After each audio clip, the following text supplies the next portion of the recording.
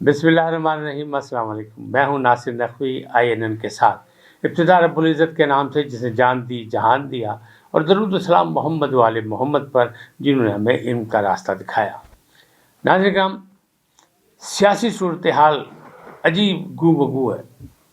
यानी अपोजिशन अपनी जगह दाव पे है और हुकूमत अपनी जगह। और ख़ास तौर पर इमरान खान साहब ने जो एक बयान दे दिया कि अगर मुझे निकाला तो फिर हालात मज़ीद सख्त होंगे, यानी मैं बड़ा ख़तरनाक हो जाऊंगा। तो ये क्या है?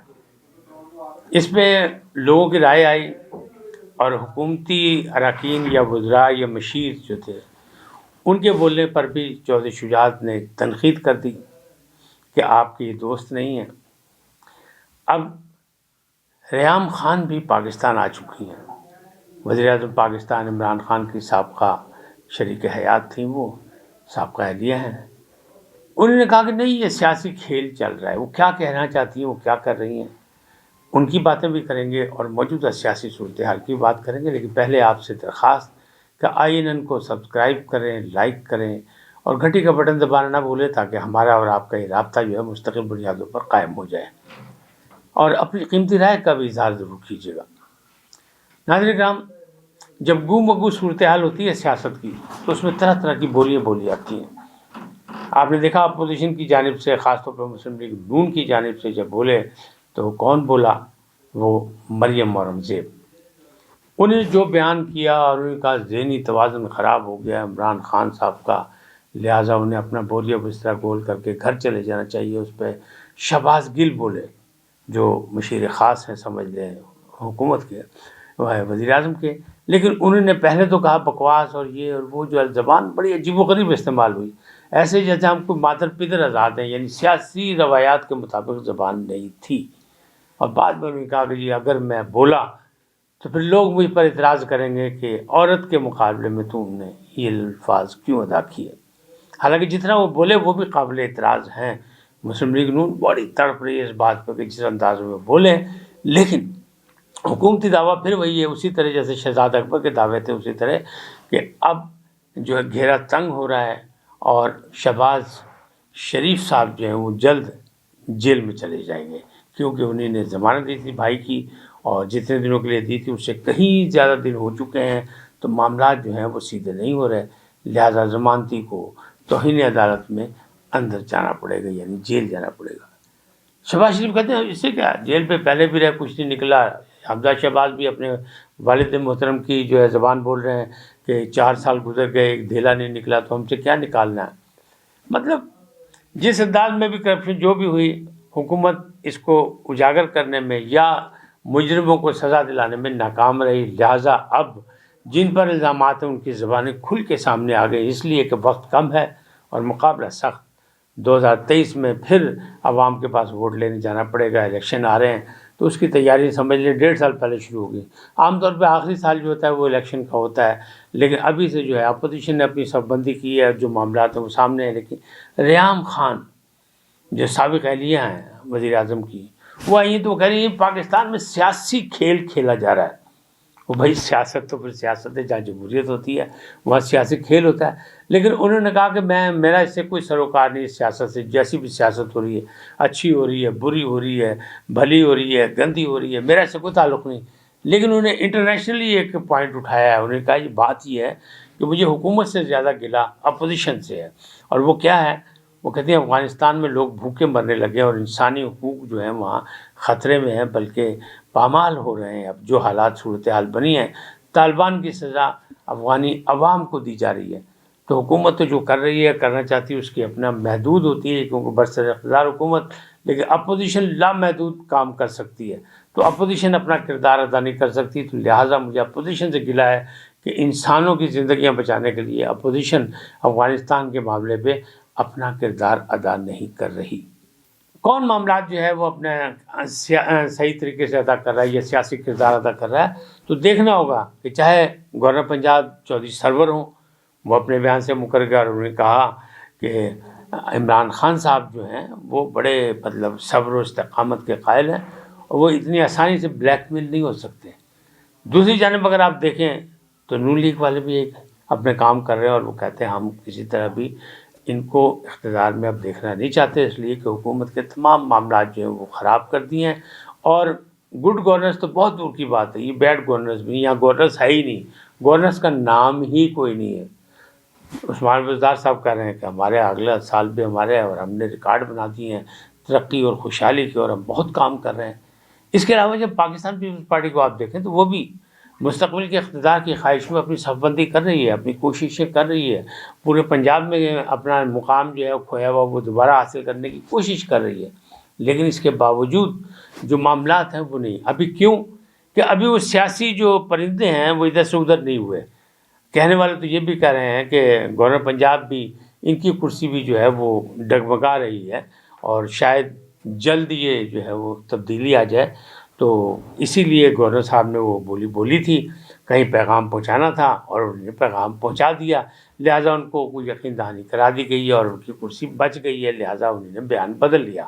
حالانکہ جب وہ دوران گفتگو بات ہو رہی تھی، جب ان سے سوالات ہو رہے تھے، ان سے میں نے پوچھا تھا، میں نے خود پوچھا تھا ان سے کہ کیا یہ اس میں کچھ آف دی ریکارڈ بھی گفتگو ہے؟ تو گورنر صاحب نے کہا تھا نہیں، میں آف دی ریکارڈ کوئی بات نہیں کرتا، ہر چیز میری آن دی ریکارڈ ہے.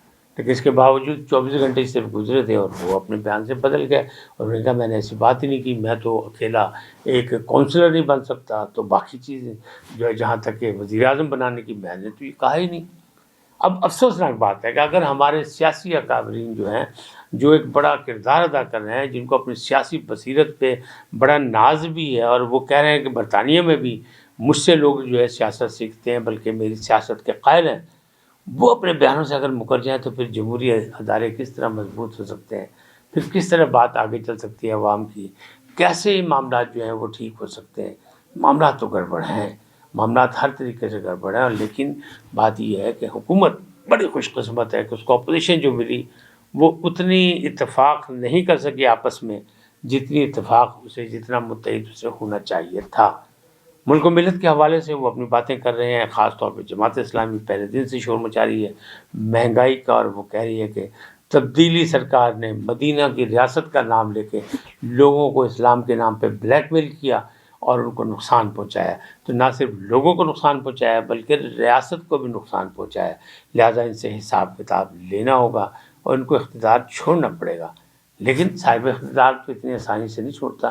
ذوالفقار علی بھٹو نے بھی کہا تھا کرسی بڑی مضبوط ہے.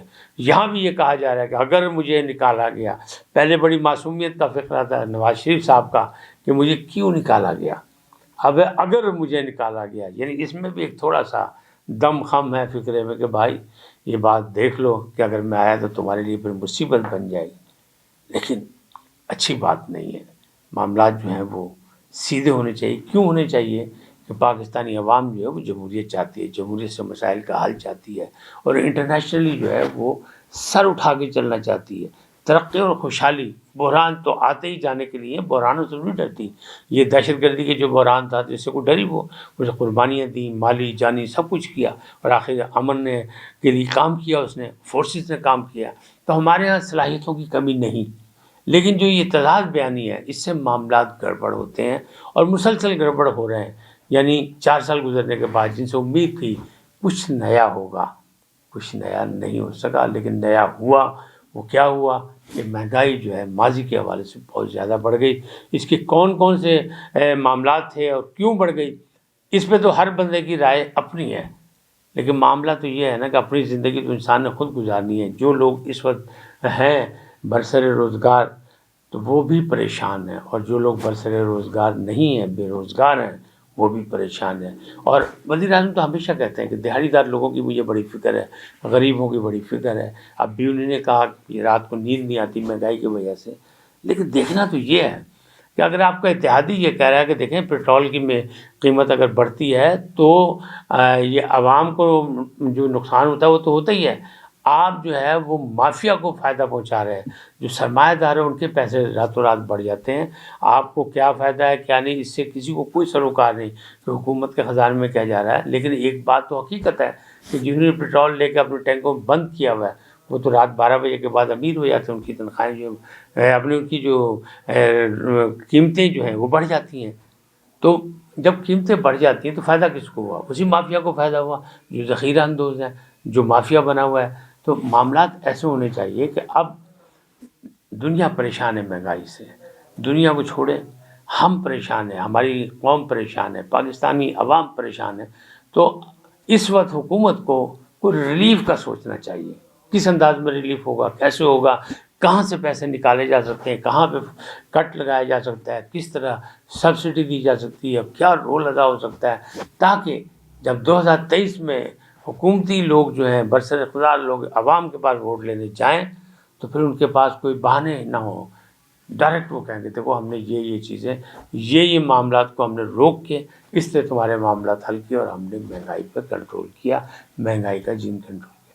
لیکن جو ماہر اقتصادیات ہیں وہ یہ کہتے ہیں کہ ایک تو اپنی پلاننگ، اپنی منصوبہ بندی اپنی جگہ، لیکن دوسری جانب جو ہے وہ آبادی کا جو جن ہے اس کو بھی قابو کرنا پڑے گا۔ جب تک آپ بڑھتی ہوئی آبادی کو نہیں کنٹرول کر سکیں گے، جب تک جو ہے آپ کے وسائل جو ہیں وہ اسی طرح برباد ہوتے رہیں گے، وسائل آپ کھاتے رہیں گے، لیکن آپ کے پاس جتنا بھی قارون کا خزانہ بھی ہو اگر صرف کھانے پہ لگایا اور پیداواری چیزیں جو کم ہو جائیں تو پھر معاملات تو گڑبڑ ہو جاتے ہیں۔ یہ سوچنا پڑے گا آپ کو بھی، مجھے بھی، اور حکومتوں کو بھی جو برسر اقتدار ہیں، جو ذمہ دار ہیں۔ پھر ملیں گے کسی اور نئے عنوان کے ساتھ۔ آج اتنا ہی۔ جاتے جاتے آپ سے درخواست INN کو سبسکرائب کریں، لائک کریں، گھنٹی کا بٹن دبائیں اور اپنا رائے دینا بھی نہ بھولیں، تاکہ ہم اپنے معاملات میں جب ہم آپ کو آگاہی دیتے ہیں یا جو آپ آگاہی چاہتے ہیں اس سے متعلق بھی گفتگو کی جا سکے، کوئی ریسرچ ورک کیا جا سکے، کوئی تحقیقی بات کی جا سکے۔ صرف سیاست نہ کھیلا جائے، جیسے ریحام خان کہہ رہی ہیں کہ اس وقت ملک میں صرف سیاست کا کھیل ہو رہا ہے اور اس میں اپوزیشن اور حکومت سب برابر کے شریک ہیں۔ INN کو سبسکرائب کریں۔ آج اتنا ہی۔ خدا آپ کو سلامت رکھے۔ اللہ نگہبان۔